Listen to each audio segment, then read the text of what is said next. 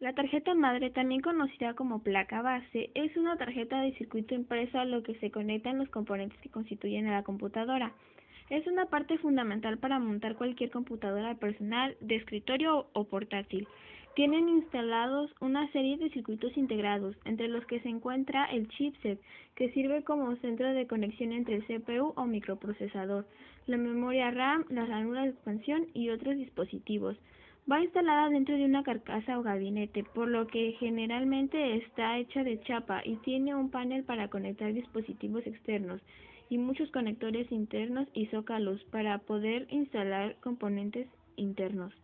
La placa base además incluye un firmware llamado BIOS que le permite realizar las funcionalidades básicas como pruebas de los dispositivos, video y manejo del teclado, reconocimiento de dispositivos y carga del sistema operativo.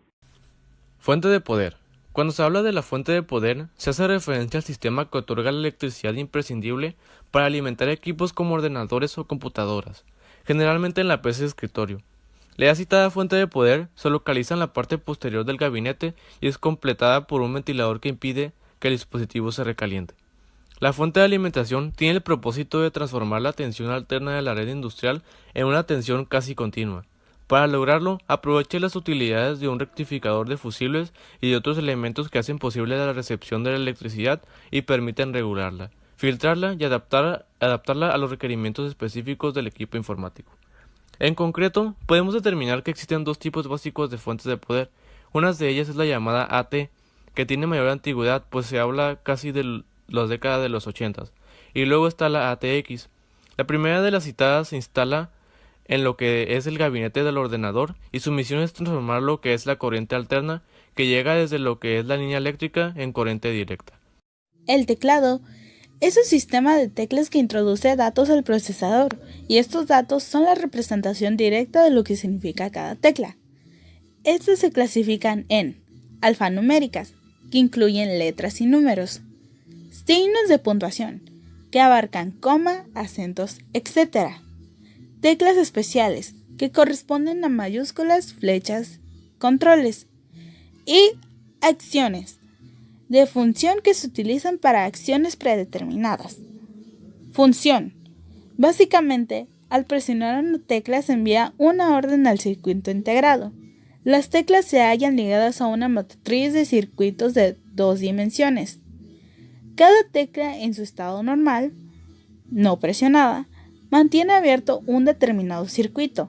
Al presionar la tecla, el circuito asociado se cierra y por lo tanto circula una pequeña cantidad de corriente a través de este.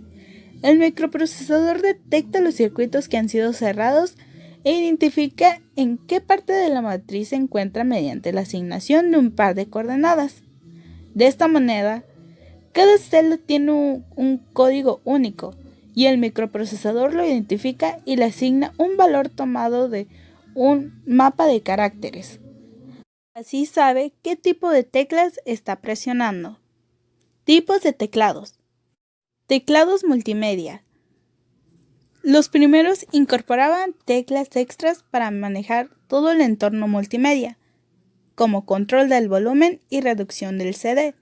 Luego se fueron agregando teclas que funcionan como hipervínculo, por ejemplo, navegador web, calculadoras, email, etc. Teclados ergonómicos. Este modelo se comercializa para mejorar la postura de las manos sobre el teclado, con la principal diferencia que existe una separación angular de 14 grados, que lo divide en dos partes. Además, incluye sobre la parte inferior un apoyamuñecas que permite escribir sin la necesidad de levantar las manos. Tecnología inalámbrica.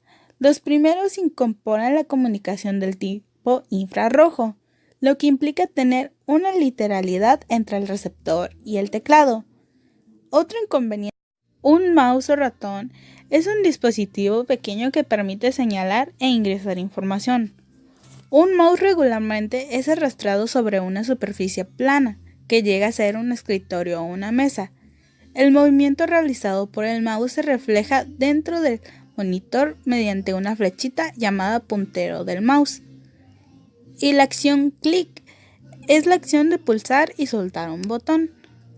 Los tipos de mouse. Mouse mecánico. Es el más común y sencillo.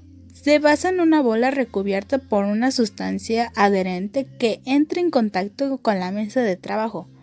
Al moverlo por la superficie, la bola gira en todos los sentidos posibles y transmite su movimiento. Mouse de rodillos. El mecanismo de este tipo es idéntico al anterior, con la diferencia de que desaparece la bola y queda sustituida directamente por los rodillos que entran en contacto directo con la superficie de desplazamiento. Con ello, se consigue simplificar aún más el mecanismo y reducir los costos de fabricación del dispositivo. No tuvo mucha aceptación debido a la imprecisión en estos movimientos digitales. Mouse Trackball. Básicamente se trata de un mouse convencional, pero en este caso la bola no se mueve como consecuencia del roce con la superficie, sino que está en contacto con el usuario. En la parte superior se encuentra la bola al alcance de su dedo pulgar. Mouse basados en diodo LED. Son los primeros mouse ópticos basados en un LED que se enviaba a un haz de luz. Este se reflejaba en una superficie altamente reflexiva, que es una base por la cual se movía el mouse, que venía incluida con el mouse. A su vez, este pad presentaba una rejilla de líneas oscuras, lo cual permitía complementar el proceso de desplazamiento y velocidad.